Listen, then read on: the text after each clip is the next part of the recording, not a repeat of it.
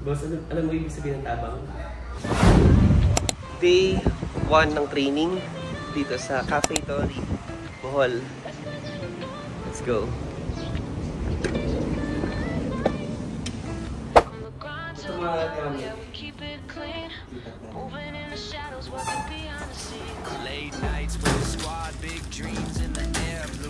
Boss, alam mo ibig sabihin ng tabang? Di ba alam ibig sabihin ng tabang? Tulong. Tulong, tabang. Kahit mo na sir, okay lang. Eat the hair. Tell the server. Move here to the side. Mayroon tayong natawag na flow of food. Ibig sabihin nun yung receiving, delivery, receiving, and then storage, holding, cooking. Bale, pag mag-open ng store, kunwari pagkapasok natin sa store, ito yung una-unang bubuksan. Nasa course side na siya, ibig sabihin makakapal yung, makatataba yung coffee grounds. Proper storage ng coffee beans. Kailangan as much as possible, wala po siyang air. So for example, ito, hinap lang natin. For example, ganito na yung beans natin, tapos kailangan natin mag-refill. Ubusin lang natin yung hangin nun. At tawag dito is portafilter. Tawag dito is steam knob. Done sa day 2 natin dito sa Bohol. And ito yung project natin, Cafe Tori. Ano ba yung mga ginawa today?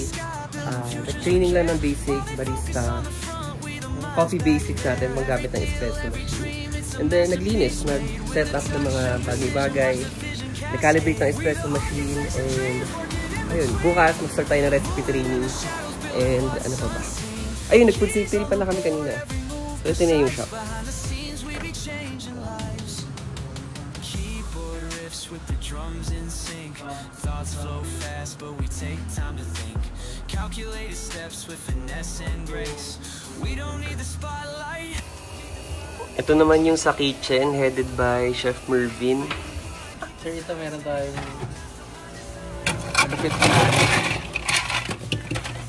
ice machine.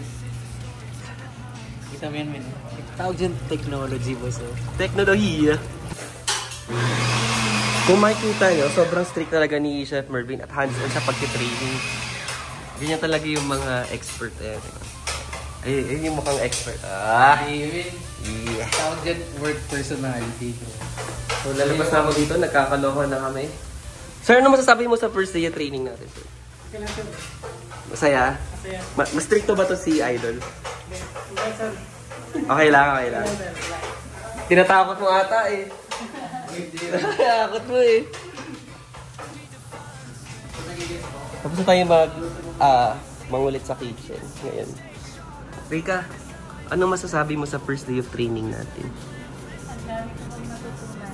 Madami. Mga ilan? Mga 50? Wow, dami.